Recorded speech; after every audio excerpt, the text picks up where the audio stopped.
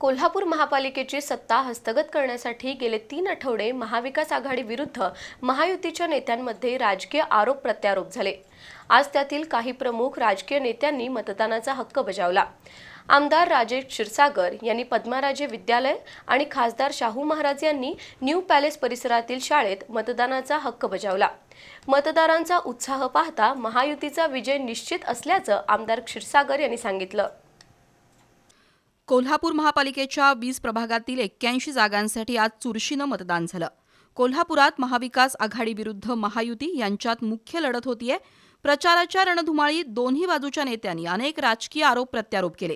आज प्रत्यक्ष मतदानाच्या दिवशी शहरातील सर्वच नेते मंडळींनी मतदानाचा हक्क बजावला। खासदार श्रीमंत शाहू महाराज, माजी आमदार मालोजीराजे, मधुरिमा राजे यांच्यासह राजघराण्यातील व्यक्तींनी न्यू पॅलेस नजीकच्या शाळेमध्ये जाऊन मतदान केलं। आमदार सतेज पाटील यांनी कसबा बावडा इथल्या मतदान केंद्रात मतदानाचा हक्क बजावला। आमदार राजेश क्षीरसागर आणि वैशाली क्षीरसागर यांच्यासह कुटुंबियांनी पद्माराजे शाळेमध्ये मतदान केलं।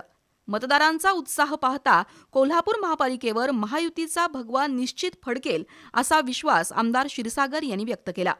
कोल्हापूर महापालिकेत महायुतीच्या 65 पेक्षा अधिक जागा निवडून येतील असं आमदार क्षीरसागर यांनी सांगितलं। तिसऱ्यांदा सन्माननीय पंतप्रधान नरेंद्रभाई मोदी यांचं सरकार राज्यामधलं 288 पैकी 228 आमदार निवडून येऊन आलेलं सरकार, लाडक्या बहिणींचा आशीर्वाद हाच ट्रेन आता पुढे आपल्याला या ठिकाणी चाललेला दिसतोय आणि मला खात्री आहे की 81 पैकी 65च्या वरती जागा या ठिकाणी महायुतीला मिळतील आणि या कोल्हापूर महापालिकेमध्ये सत्तांतरण होऊन मतदारांनी विकासाच्या बाजूने कौल दिलेला असं मला वाटतंय। महायुतीचे वरिष्ठ नेते कोल्हापूरचा महापौर ठरवतील असं सांगून ज्या शिवसैनिकांना उमेदवारी देऊ शकलो नाही त्यांना पुढच्या काळात योग्य मान सन्मान ठेवून न्याय दिला जाईल असंही क्षीरसागर यांनी सांगितलं।